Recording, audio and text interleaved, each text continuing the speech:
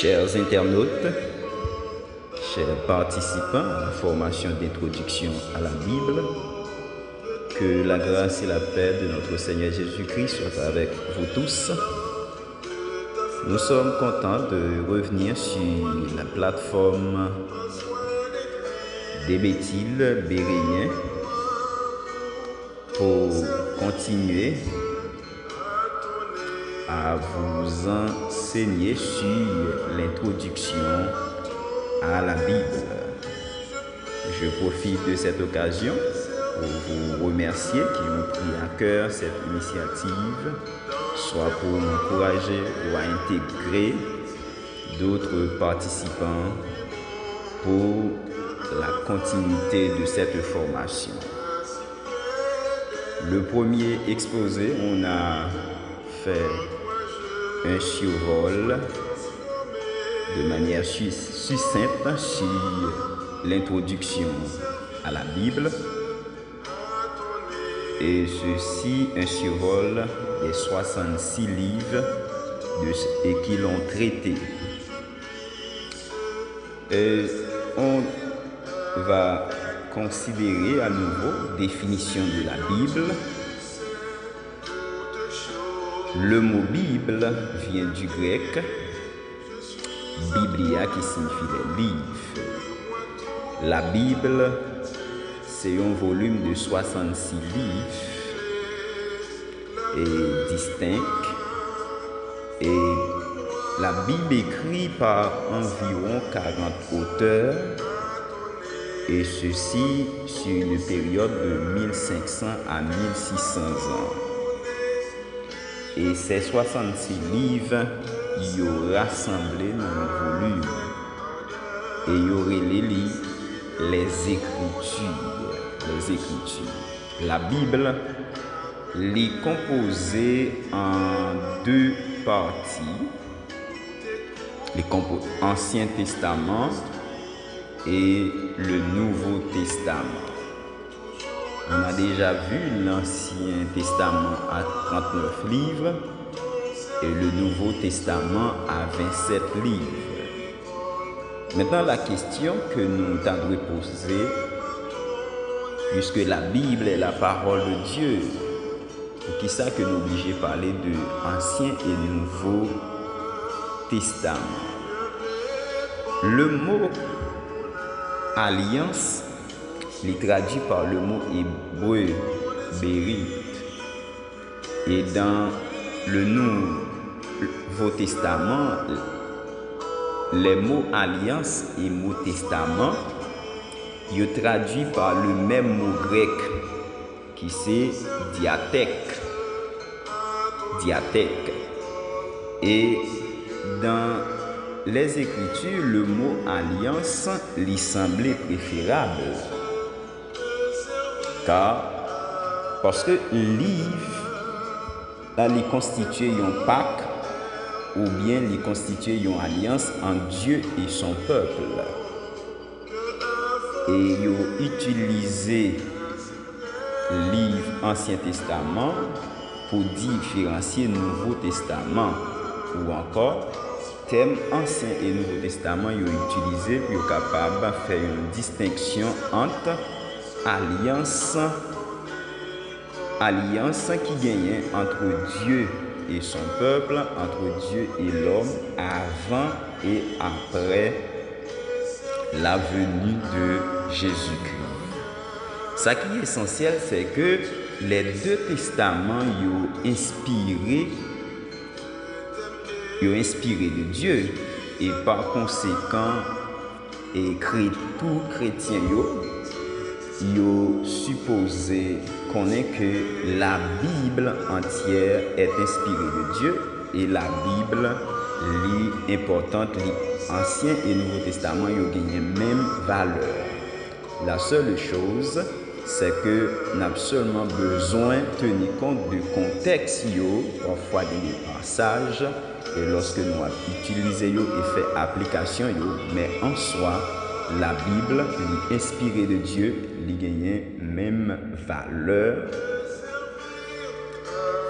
pour les chrétiens. Et il y a un auteur Augustin qui fait déclaration ça qui dit nous que Nouveau Testament lit dans Ancien Testament caché et Ancien Testament lit dans Nouveau qui révélé. C'est que Ancien lit expliqué dans Nouveau. C'est juste pour montrer que il y a un enchaînement entre l'Ancien Testament et le Nouveau Testament. Là, nous avons fait différence entre Ancien et Nouveau Testament. Nous disons pour qui ça oui, utiliser thème ça. Nous disons c'est juste pour pas faire une distinction entre alliance et entre Dieu et l'homme ou encore son peuple avant et après la venue de Jésus-Christ. Troisième expression à considérer, à part de définition de la Bible, l'Ancien et le Nouveau Testament, et qu'on vient de définir ce thème et cette différence, se présenter pour vous le canon de l'Ancien Testament. Le canon de l'Ancien Testament. Le mot canon, surtout c'est le mot grec canon, qui référait à une règle qu'on utilisait pour être capable de mesurer quelque chose. Aussi, nous parlons de canon de l'Ancien Testament, nous voyons que c'est ensemble des livres qui inspirés de Dieu et par suite livre ça yo gagné disons que yo fait autorité. Nous est canon, nous est règle et nous est tous c'est un ensemble des livres qui divinement inspirés et qui fait autorité. Livre ça yo été reconnaître dans l'Antiquité surtout par les chefs spirituels juifs et canon Ancien Testament ça li gagné 39 livres là-dedans et à cette époque il était divisé en 3 sections. Il était parlé de la Torah, les prophètes et les écrits. Quelques années plus tard, surtout nous connaissons que la Bible, l'Ancien Testament, est divisé en 4 grandes parties. Le Pentateuque, les livres poétiques, les livres historiques et les livres prophétiques. Et canon Nouveau Testament lui-même il gagne là-dedans 27 livres qui sont les évangiles, le livre des actes, les épîtres et actes des apôtres. Quatrième point à considérer, c'est les apocryphes. Les apocryphes, les livres apocryphes, ce sont des écrits ou encore livres qui ne font pas partie des livres jugés canoniques ou officiels par tradition juive et chrétienne. Surtout, notez pas les livres canoniques, c'est les livres qui sont divinement inspirés. Et bien, si apocryphes, eux-mêmes, c'est les livres qui jugés, qui pas fait partie du canon et considérés comme des livres non inspirés. Et ça fait que les apocryphes. Et dans le Nouveau Testament, nous joignons comme livre apocryphe, surtout on parle de l'évangile de Thomas, on parle de l'évangile de Pierre. Les livres ça, c'est des livres apocryphes, ce sont des livres qui ne sont pas inspirés de Dieu. Et c'est pour ça que vous allez retirer les livres dans le canon. Canon, on va jouer un canon seulement et 27 livres, canon du Nouveau Testament. Et dans l'Ancien Testament, il y a plus de livres. Et les livres ont été ajoutés et on considère les livres comme des apocryphes, comme Judith, Tobie, la sagesse, Siracide, les 2 livres de Maccabée. Ça, ce sont des livres apocryphes. Et nous dit que les livres apocryphes, sont des écrits ou des livres qui ne font pas partie des livres jugés canoniques ou officiels par les traditions juives et chrétiennes.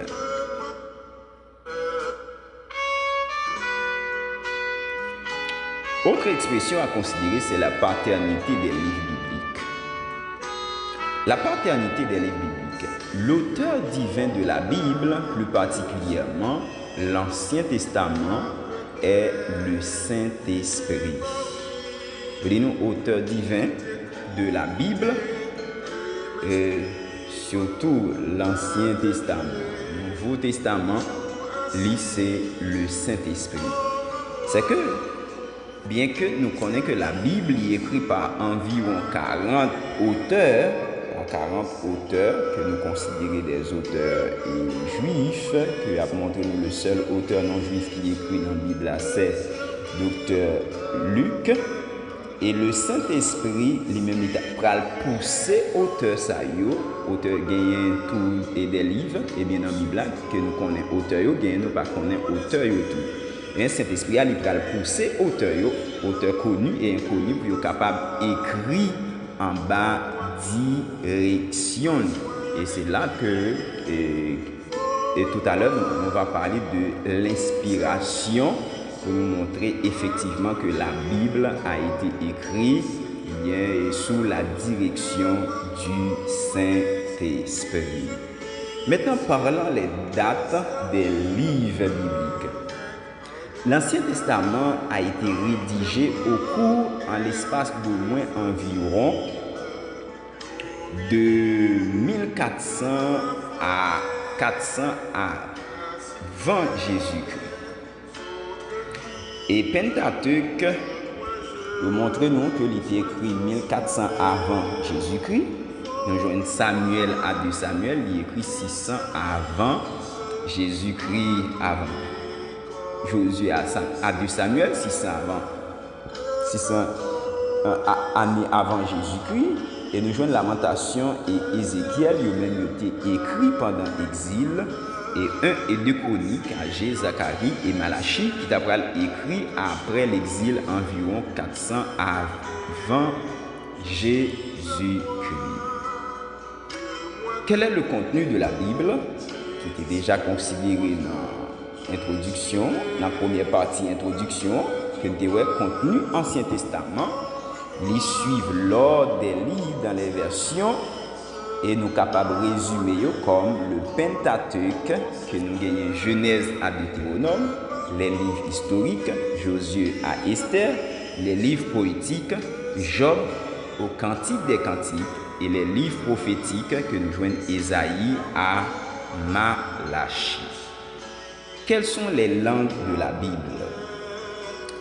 À part quelques sections qui écrivent en araméen, langue sémitique, l'Ancien Testament lit écrit à l'origine en hébreu. Et nous considérons l'hébreu comme une langue ancienne, une langue morte et obsolète, mais c'était la langue principale, la langue relancée miraculeusement comme langue quotidienne moderne de la nation d'Israël.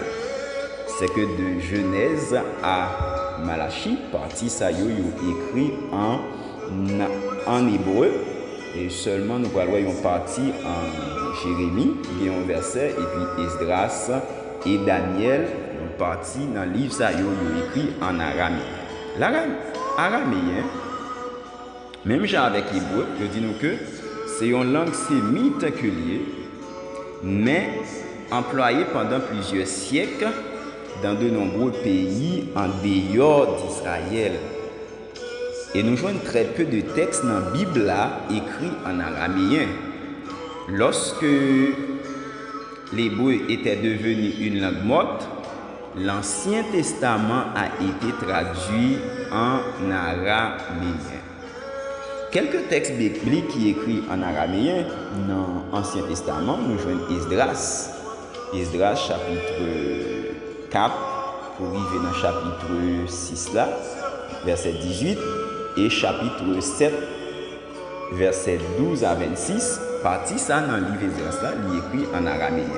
Et Daniel chapitre 2, verset 4b à 7, disons pour arriver dans chapitre 7 là, il montre nous que il écrit en araméen. Et Jérémie, nous allons jouer Jérémie chapitre 10, les versets 10 et 11, deux versets ça écrit en araméen. Quant à Nouveau Testament, il montre nous la totalité du Nouveau Testament a été écrite en grec et a été écrite en grec. Je parler du grec et koine. Les versions de la Bible. Il existe de nombreuses versions ou traductions excellentes de la Bible. Traduction de la Bible, nous parlons de traduction en ce qui concerne de la Bible. C'est ça que nous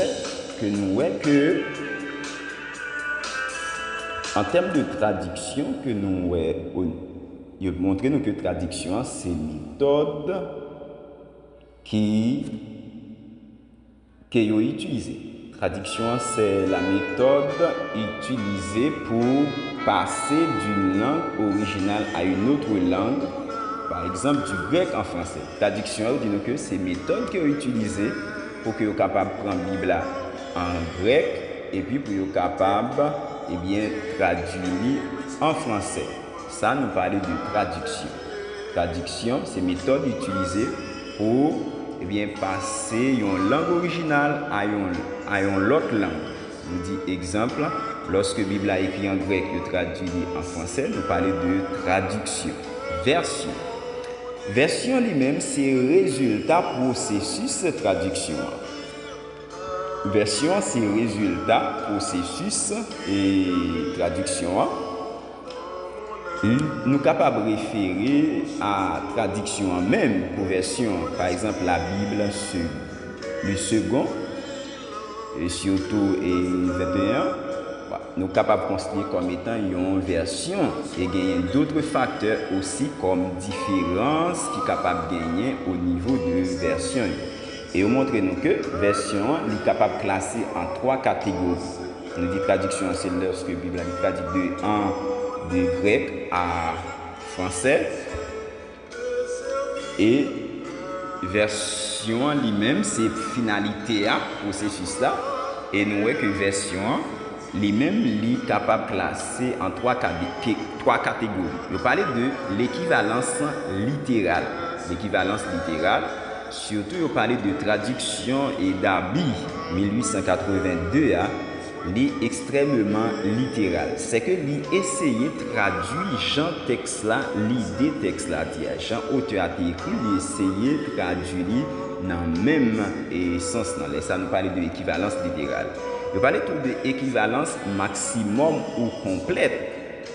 Équivalence maximum ou complète, surtout version seconde 1873 là, qui révisée en 1910 et aussi pour la réviser en 1978, qui d'avoir révisé en 2002 aussi, peut montrer nous que les suivent hébreu et grec là aussi près que plus librement et de style ou expression et original là est exigé, donc ils suivent les plus près, tandis que équivalence littérale là c'est exactement Jean que idéal que les traduisent et pourtant équivalence maximum non lui-même les suivent disons que plus près librement style expression originale là.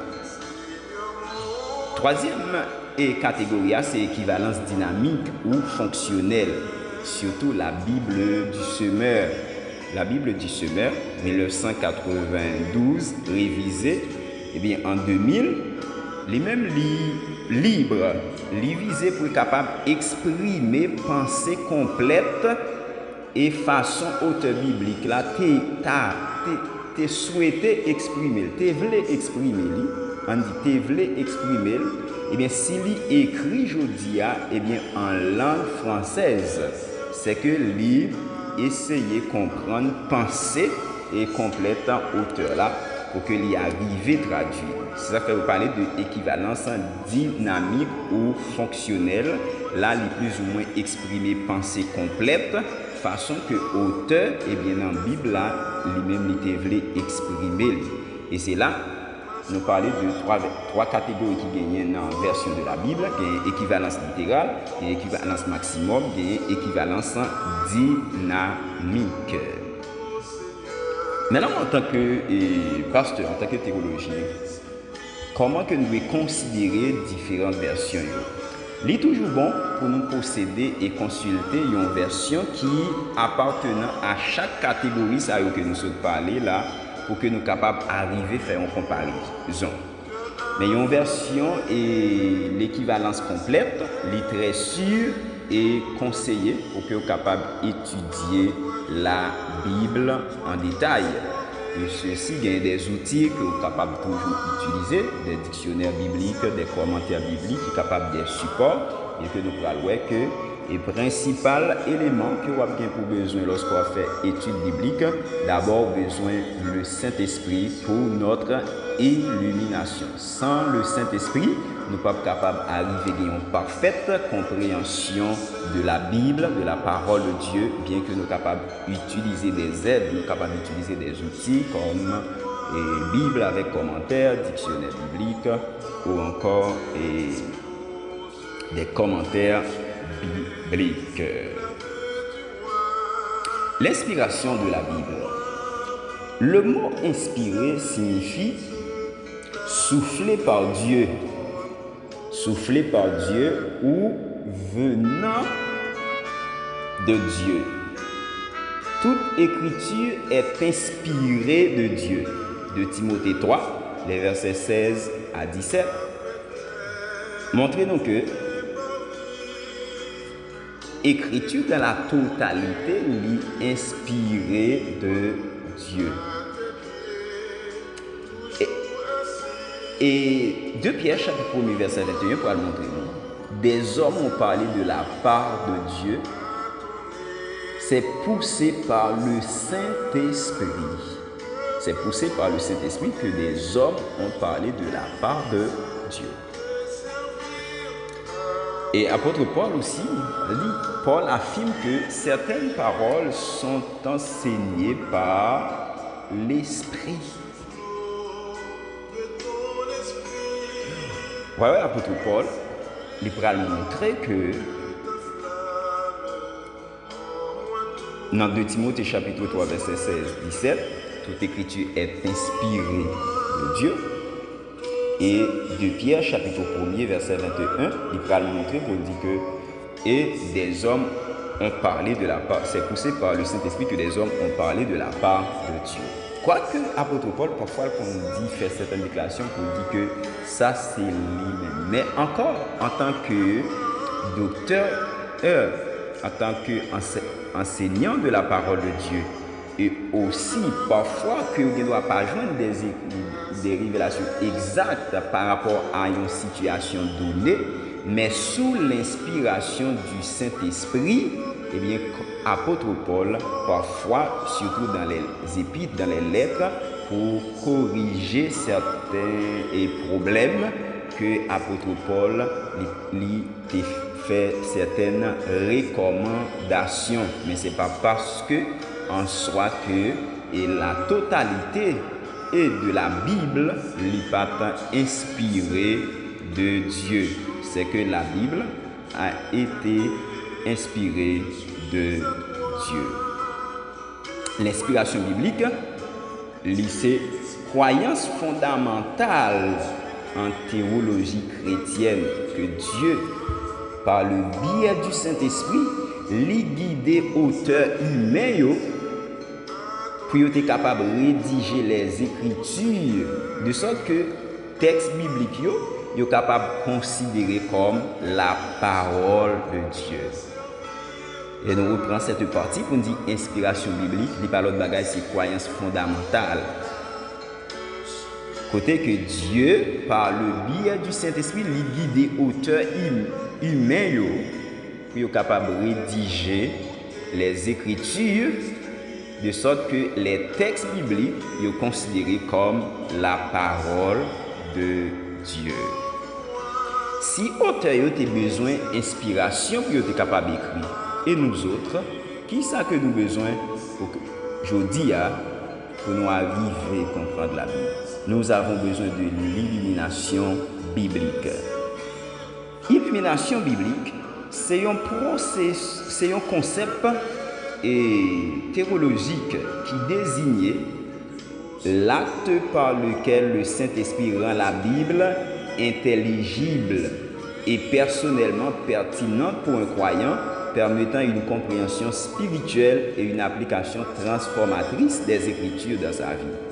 Je montre nous que illumination, c'est un concept côté que Saint-Esprit a li rend Bible intelligible, li rend Bible claire et personnellement pertinente pour chaque croyant pour être capable d'arriver à comprendre, une compréhension spirituelle et pour mettre la Bible en application et qui est capable de porter une transformation au niveau de vie. Et ça fait que nous voyons que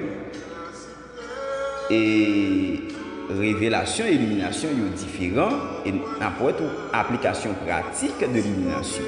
C'est que révélation elle-même, c'est l'acte par lequel Dieu se fait connaître à l'homme. La révélation est l'acte de Dieu de donner les Écritures. Tandis que l'illumination, c'est à côté que Saint-Esprit a aidé nous pour nous comprendre. Révélation lui-même, c'est à côté que Dieu lui-même lui baille écriture. Et illumination, c'est à côté que Saint-Esprit a aidé nous pour lui faire nous comprendre et la Bible pour faire nous comprendre les Saintes Écritures. Maintenant, l'illumination, lui rend la Bible est pertinente pour nous-mêmes dans la vie quotidienne. Li affecte nous dans la décision, dans l'action, yon croyant li a entreprendre pour être capable de prendre selon la volonté de Dieu en conformité avec la parole de Dieu. Processus continu peut montrer nous que dans l'application pratique là, il y a un processus continu aussi. Dans le processus continu, il peut montrer nous que l'y répéter et l'y permettre compréhension tout et quotidienne de la parole de Dieu. Illumination, ils sont processus continu parce que c'est au jour le jour que nous appelons la Bible, la parole de Dieu, bien nous avons besoin d'illumination. Et c'est ça qui fait que croyant chrétien doit toujours à prier et le Dieu Tout-Puissant pour que par le biais de Jésus-Christ et avec Saint-Esprit qui est là pour que soit capable de illumination, pour que soit capable de comprendre la parole de Dieu. Et montrer nous toute illumination, c'est une source de guidance. Une source de guidance.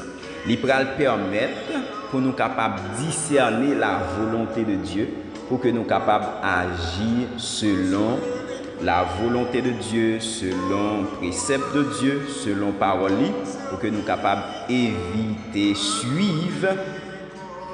Ça nous parlait de mysticisme, pour nous éviter, suivre, propre intuition, pour nous éviter, pour nous capables de suivre aussi mauvaise direction que d'autres faux docteurs sont capables de banner. La Bible et l'illumination. D'abord, nous avons le psaume 119, verset 130. Il montre nous que la révélation des paroles est claire. Elle donne de l'intelligence à ceux qui manquent d'expérience. Nous avons besoin d'illumination. Je dis nous que la révélation, et parole, yo a éclairé et a banni intelligence, surtout monde qui manque d'expérience. Et surtout dans ces derniers jours, il y a pas mal de faux prophètes et de faux docteurs, faux enseignants. Moi-même avec vous, nous avons besoin d'illumination. Et surtout, nous avons besoin pour révélation et parole pour être capable d'éclairer, pour être capable de venir intelligible pour moi-même ensemble avec vous. Et Psaume 119, verset 105, il dit: ta parole est une lampe à mes pieds, une lumière sur mon sentier. C'est que si la parole de Dieu, c'est notre lampe, c'est notre lumière, il est là pour l'éclairer. Nous avons besoin pour nous capables de comprendre la parole là, pour nous connaître effectivement côté que nous devons mettre pied nous, qui côté que nous capables, qui direction que nous devons prendre. Et apôtre Paul, de sa part, dans 2 Corinthiens chapitre 4, verset 6, il a montré nous que le Dieu qui a ordonné que la lumière brilla du sein des ténèbres a fait briller sa lumière dans nos cœurs pour faire resplendir la connaissance de la gloire de Dieu dans la personne de Jésus-Christ. Montrez-nous que bon Dieu qui débaille l'autre pour lumière capable de briller dans les ténèbres, et bien c'est même lui-même qui fait briller dans le cœur nous, et bien pour le capable de faire resplendir connaissance de gloire de Dieu dans la personne de Jésus-Christ. C'est que moi-même avec vous, certainement que parole là à disposition nous, et bien comme lumière, mais monde qui pral encore faire li dans cœur nous, pral faire li bien resplendir à travers la connaissance de la gloire de Dieu dans la personne de Jésus-Christ. Bien, le Saint-Esprit est là pour capable de jouer un rôle ça pour que moi-même avec vous, bien lorsque nous lisons et bien parole là, mais qui c'est lampe nous, qui c'est lumière nous, et bien pour que nous capables d'arriver à comprendre la Bible et la parole de Dieu. Et Jésus-Christ, de sa part, dans Jean chapitre 14, le verset 26, il a dit nous que Jésus promet que le Saint-Esprit vous enseignera toutes choses. Okay? Saint-Esprit que Jésus nous a promis comme consolateur, mais aussi comme enseignant, que Saint-Esprit a les capacités pour l'enseigner dans toutes choses. Certainement qu'il y a des versets bibliques qui sont capables de être difficiles, ou qu'à consulter des dictionnaires bibliques, des commentaires bibliques, ou pas capable d'arriver à percer la signification et ou pas capable de percer les remarques qui gagnent dans le texte biblique ça. Mais le Saint-Esprit, comme étant enseignant par excellence, il a une capacité pour lui enseigner et il a une capacité pour qu'il soit capable d'arriver à faire comprendre eh bien, la parole de Dieu à travers l'illumination.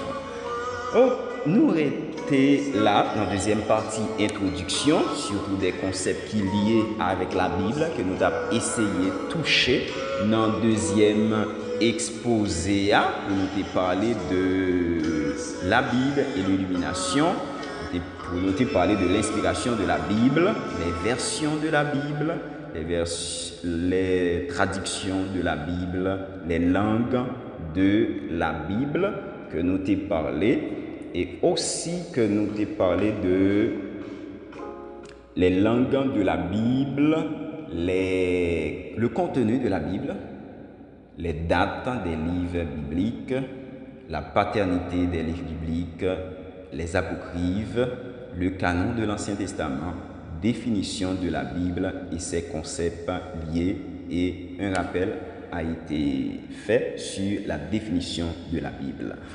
En gros, c'est ça que nous partageons dans le deuxième exposé avec nos participants à la formation d'introduction de la Bible.